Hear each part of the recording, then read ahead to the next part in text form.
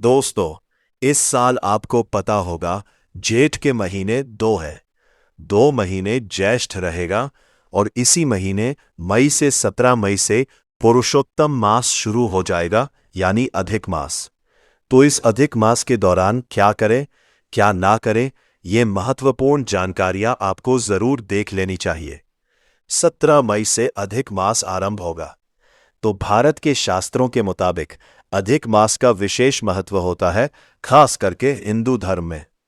तो इस महीने में क्या करें, क्या ना करें, आइए जानकारी थोड़ा विस्तार से देखते हैं। ये जो अधिक मास होता है, जब भी कोई 2 हिंदी महीने एक साथ होते हैं, तो इसे हिंदू पंचांग में अधिक मास या मल मास भी कहा जाता है और ये भगवान विष्णु का प्रिय महीना माना जाता है। ऐसे में मल मास में अगर आप इन 5 चीजों का दान करते हैं तो बड़ा ही पुण्यकारी लाभ मिलता है। तो 17 मई से अधिक मास शुरू होगा, जो कि अगले महीने 15 जून तक रहेगा और ये अधिक मास बहुत ही दुर्लभ मास होगा। इस समय भूल कर भी आप कुछ काम ऐसे हैं जो ना करें, वरना आपको बड़ा नुकसान हो सकता है, पछताना पड़ सकता है। इस बार ज्येष्ठ मास में 17 मई से अधिक मास का दुर्लभ संयोग शुरू होगा। इस साल 2026 में 13 महीनों का अनोखा हिंदी के एक अतिरिक्त महीने का योग बन रहा है। तो व्रत, दान, जप, पुरुषोत्तम पूजा से आप कई चमत्कारिक लाभ ही पा सकते हैं। इस ज्येष्ठ अधिक मास में कुछ पुण्य कार्य करके। एक तो ये बात का ध्यान रखें कि अधिक मास में विवाह, गृह प्रवेश, मुंडन, जनेऊ संस्कार, इस तरह के मांगलिक कार्यों के मुहूर्त नहीं होते हैं। तो कोई भी तरह का मांगलिक शुभ कार्य शुरू ना करें। हालांकि अधिक मास में भगवान विष्णु और उनके अलग अलग अवतारों की पूजा खास तौर पर की जाती है। इस महीने को विष्णु जी के एक नाम पुरुषोत्तम के नाम से भी जाना जाता है, इसलिए इस महीने को पुरुषोत्तम मास भी कहा जाता है। तो इन दिनों में तीर्थ स्नान करना, मंदिरों में दर्शन पूजन करना, सत्संग, मंत्र, जाप, दान, पुण्य और पूजन आदि के शुभ कार्य किए जाते हैं। जैसे दोस्तों, अंग्रेजी कैलेंडर में लीप ईयर होता है ना, लीप ईयर में तो सिर्फ एक दिन बढ़ता है, राइट?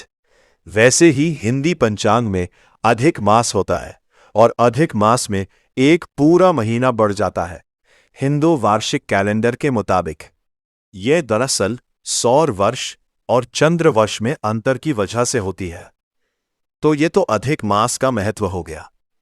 अधिक मास की वजह से 13 महीनों का होगा इस साल का हिंदू वर्ष का संवत 2083। अब देखिए अधिक मास में क्या शुभ काम आपको करने चाहिए।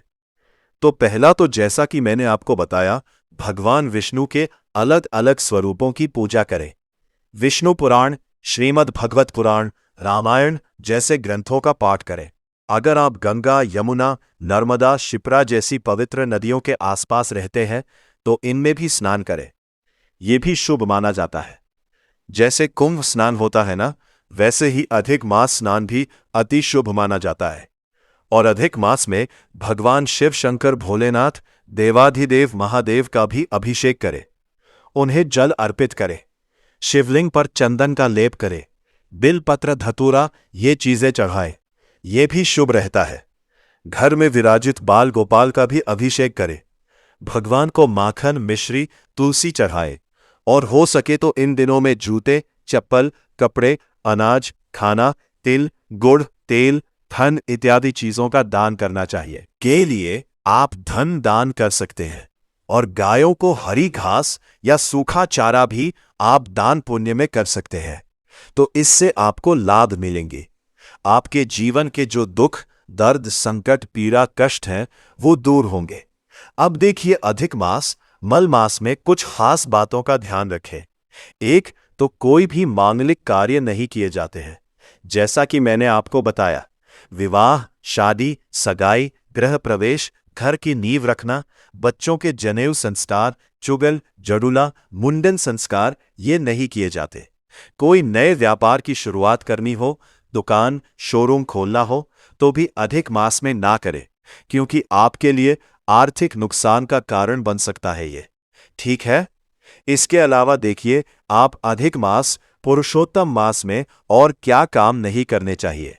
तो मांगलिक कार्यों के अलावा ये बात का ध्यान रखें, कोई पाप पीड़ा वाला कर्म ना करे, किसी का दिल ना दुखाए, झूठ ना बोले, किसी का अपमान ना करे, तामसिक भोजन का सेवन ना करे। अगर आप मांस, मदिरा, नॉनवेज खाना खाते हो तो उनका भी त्याग करें। अधिक मास में जैसे नवरात्रा में अपने परहेज करते हैं ना, वैसे ही आपको करना चाहिए, वरना आपके पुण्य फल भी नष्ट हो सकते हैं। आपको पूजा पाठ का भी फिर कोई लाभ नहीं मिलेगा। तो इन कार्यों का तो बहिष्कार करना है, मतलब ये बातों का ध्यान रखना, ये कार्य नहीं करने हैं। और क्या क्या करने हैं ये मैंने आपको बता दिया।